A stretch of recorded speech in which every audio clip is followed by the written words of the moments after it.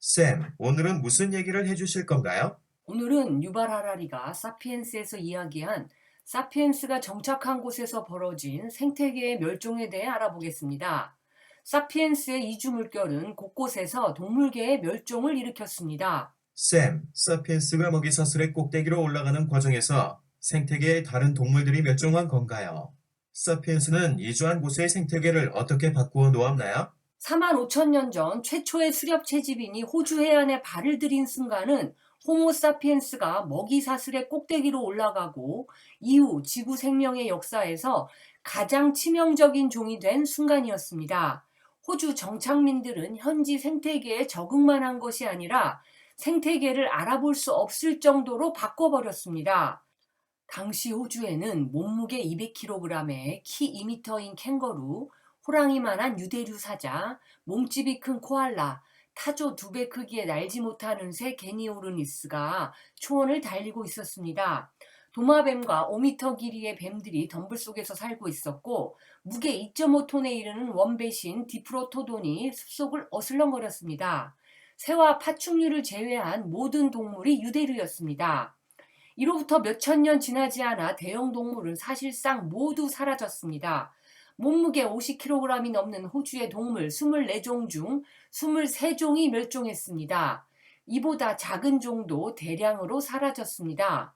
호주 전체 생태계의 먹이 사슬이 붕괴되고 재조정되었습니다. 이것은 지난 수백만 년 이래 호주 생태계에 일어난 가장 큰 변화였습니다. 쌤, 사피엔스가 어떻게 했길래 호주 생태계의 대형 동물들이 멸종한 건가요?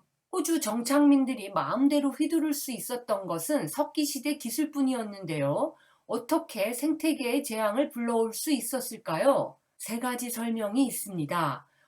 호주 멸종의 첫 희생자인 대형 동물은 번식 속도가 느립니다. 임신 기간은 길고 한 배당 새끼 수는 적으며 임신과 임신 사이의 휴지기는 깁니다. 따라서 인간들이 몇 개월마다 디프로토돈 한 마리만 잡는다고 하더라도 사망률이 출생률을 앞지르게 됩니다. 불과 몇천 년 되지 않는 사이에 최후로 남은 디프로토돈은 사라져버릴 것이고 그와 함께 종 전체도 같은 운명을 맞을 것입니다. 두 번째 설명은 사피엔스가 호주에 도착했을 때 이들이 이미 불을 질러 농경지를 만드는 화전법에 통달한 상태였다는 것입니다. 생소하고 위협적인 환경에 직면한 사피엔스들은 무성한 덤불숲을 불태워 탁 트인 초원으로 만들었고, 그런 초원은 사냥감을 좀 더 쉽게 끌어들일 수 있었기에 인간의 필요에도 잘 맞았습니다. 이런 방법으로 사피엔스는 불과 몇천 년 지나지 않아 호주 대부분의 생태계를 완전히 변화시켰습니다. 이런 견해를 뒷받침하는 한 증거는 식물 화석입니다. 4만 5천 년 전 호주에는 유칼립투스 나무가 드물었습니다. 하지만 호모사피엔스가 도착하면서 이 종의 황금기가 도래했습니다. 이 나무는 화마가 지나간 자리에도 금세 다시 살아나기 때문에 다른 나무들이 사라지는 동안 멀리까지 퍼져나갈 수 있었습니다. 이런 식생의 변화는 식물을 먹는 동물뿐 아니라 그 동물들을 잡아먹는 육식동물에게도 영향을 끼쳤습니다. 오직 유칼립투스 잎만 먹는 코알라는 새로운 서식지로 퍼져나갔고, 다른 대부분의 동물들은 큰 고통을 겪었습니다. 호주의 수많은 먹이 사슬이 붕괴했고, 약한 사슬은 멸종의 길을 걸었습니다. 세 번째 설명은 사냥과 화전 농업이 멸종에 중요한 역할을 했다는 사실을 인정하긴 하지만 기후의 영향을 완전히 무시할 수는 없다고 말합니다.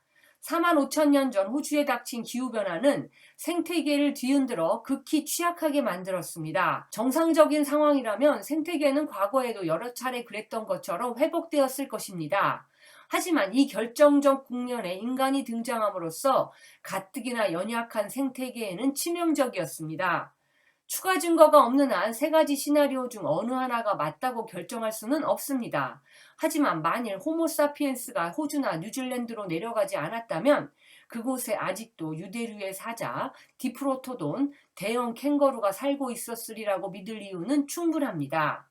이후 이보다 더 큰 생태 재앙이 이어졌는데요. 이번 무대는 아메리카였습니다. 쌤, 사피엔스가 아메리카 대륙에 도착한 후 생태계에서는 어떤 일들이 일어났나요? 호모사피엔스는 서반구 대륙에 최초로 도착한 인간종이며 유일한 종이기도 했습니다. 약 16,000년 전, 그러니까 즉 기원전 14,000년경 아메리카에 최초의 사피엔스가 도착했습니다. 당시엔 해수면이 낮아서 시베리아 북동부와 알래스카 북서부가 육로로 연결되어 있었습니다. 시베리아인의 후예들은 1,000년이나 2,000년 만에 아메리카 대륙 곳곳에 정착했습니다.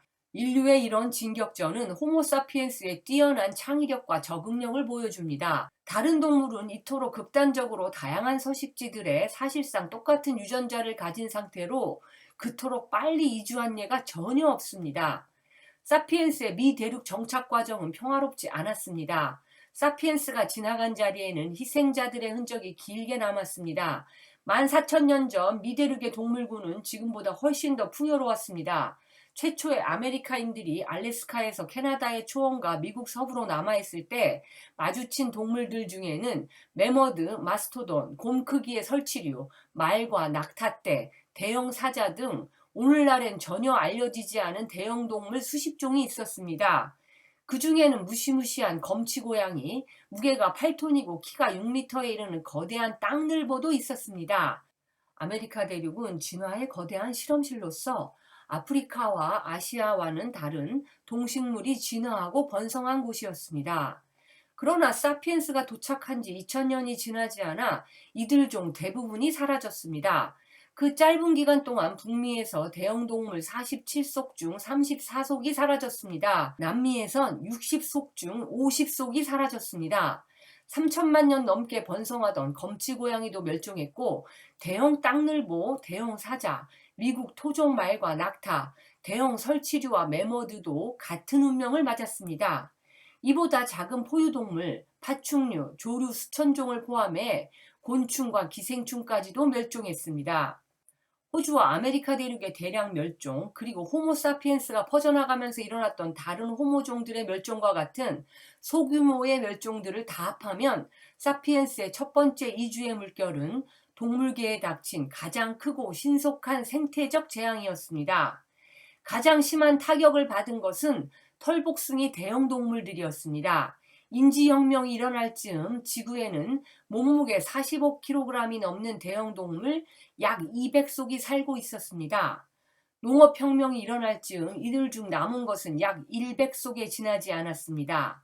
호모사피엔스는 지구 대형 동물의 절반가량을 멸종으로 몰아갔습니다. 이런 생태적 재앙은 농업혁명 이후에도 규모만 작아졌을 뿐 수없이 반복되었습니다.